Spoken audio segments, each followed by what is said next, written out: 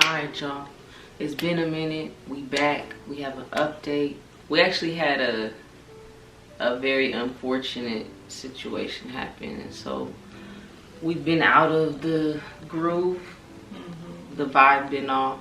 We want to fill y'all in, let y'all know what's been going on, and just give you the rundown on everything. Yes. So the unfortunate situation that happened is that I lost my mother, and there's kind of a lot to the story, and so that's kind of like where it's really shaken us and just kind of had us like out of the vibe, and like, you know, trying to take our time to adjust to the situation and to like heal and to process and get the funeral and the viewing and all of that over with. I don't want to say healed because I know that grief is like a long process, but I feel like we're kind of ready to get back into the flow and the groove of things and move forward, because you have to move forward no matter what. Because I know that a lot of people, especially in this pandemic, have lost their mothers, and so we just want to be like open with y'all and kind of explain stuff to you guys so that you, as a part of our family, understand some of the things that we've been going through.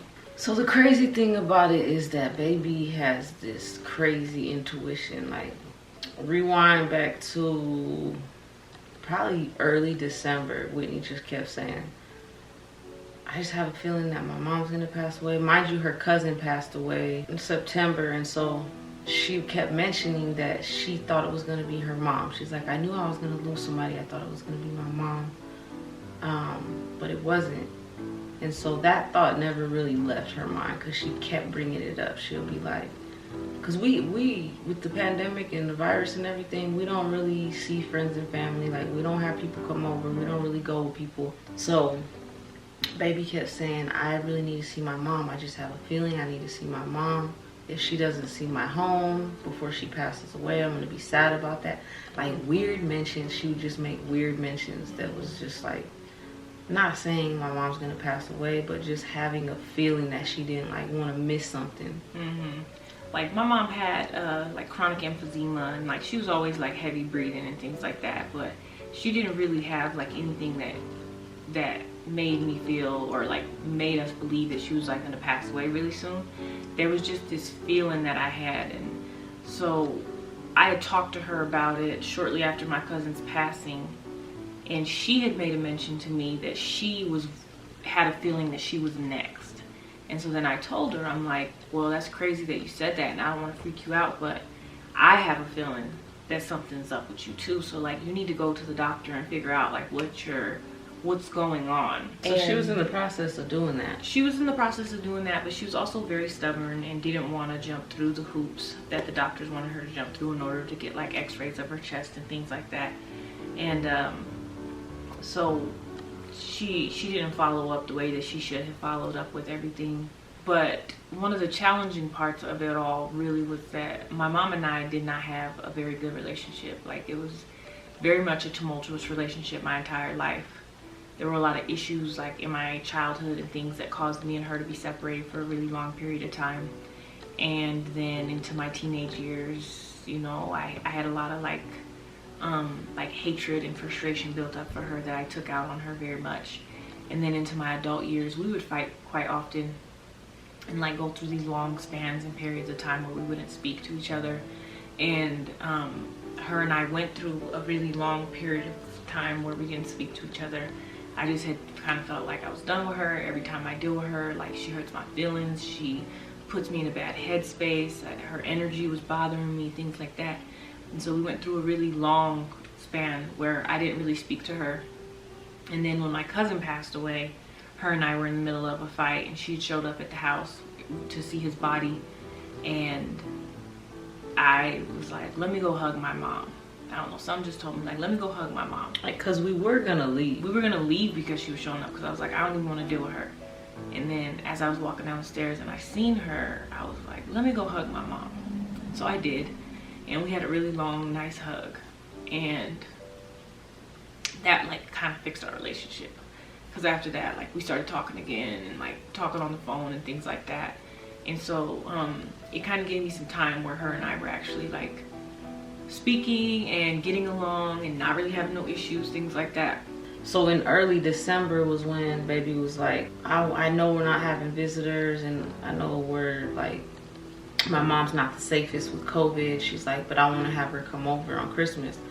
And Suzanne was like calling us and texting us about what to get the kids and what to get this, and she wanted to get them something that would last forever, and she was all excited about getting them their Christmas gifts. So we were like, I'm like, okay, cool. And normally I would be like, I don't know, because COVID, or I don't know, you guys should meet outside or whatever, because that's just how we are about it. Like, no one's just come to see our house. Yeah, no one's really come to see our house. So it was like this exception that we didn't even really have to like discuss for some weird reason. It was just like, okay, cool. So Christmas Day comes, and it was weird because like we were really tired because we were up all night wrapping presents, putting Cici's playroom together and stuff like that. And Christmas Day came, and she was supposed to come over at 3, but stuff started so late that I was like, hey, can you come at 5? And she was like, yeah, I'll come at 5. And then she was like, well, if today doesn't work, I can come tomorrow. There's always another day.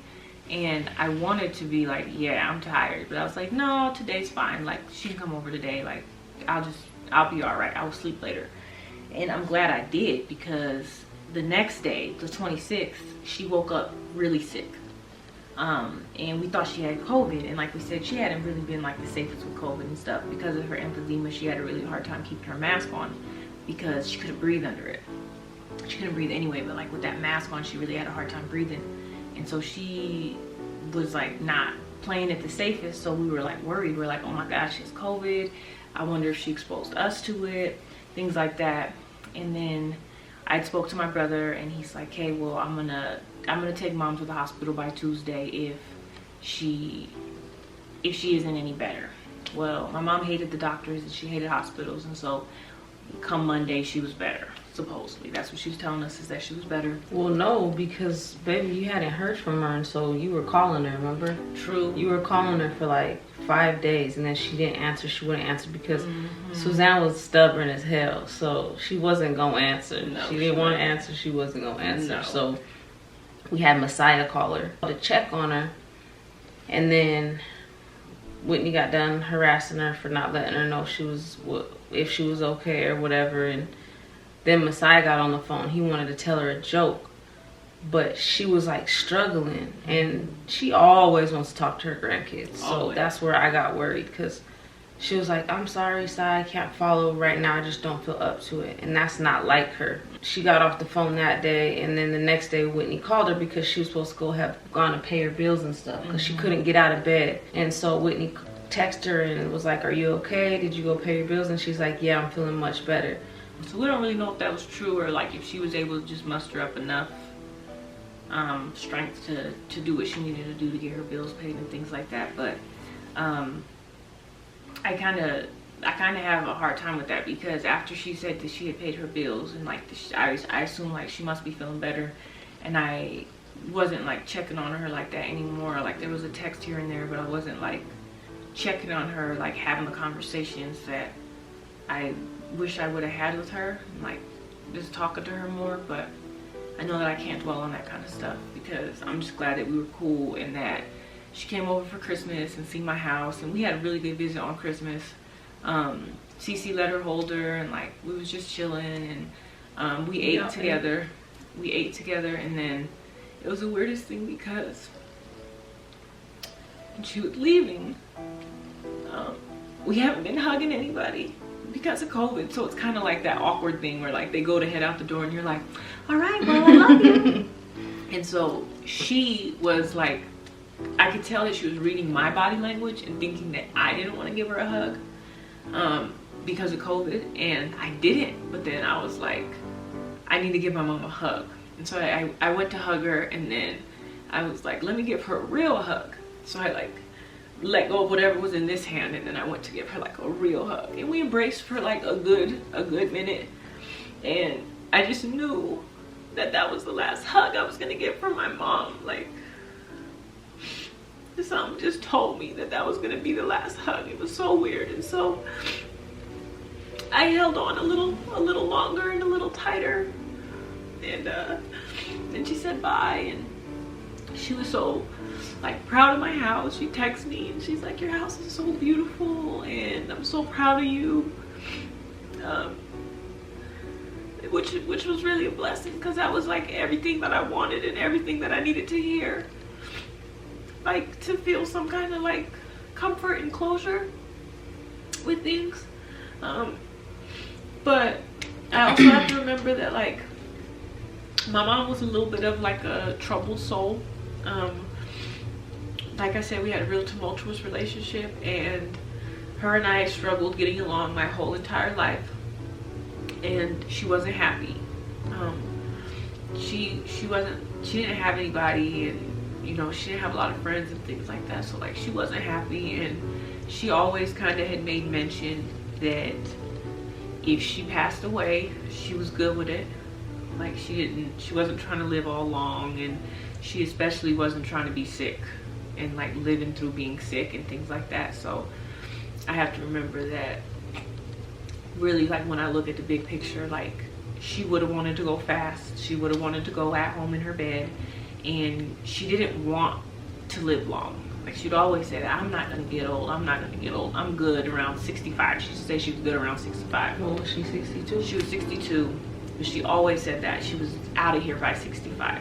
And so she passed away at 62. And it was not from COVID, actually. It wasn't, which I felt like really offered me a lot of comfort, because like for me it was just good to know that like it was just her time, whether COVID was around or not, or whether she had visited whoever or not. Like she was just meant to go at this time. It was hard for baby at first, because she felt like if COVID wasn't here, her mom would still be here. So that was like a kind of a good news to find out, obviously. Yeah, I feel like it really offered me some relief, like to just know that like that just was time.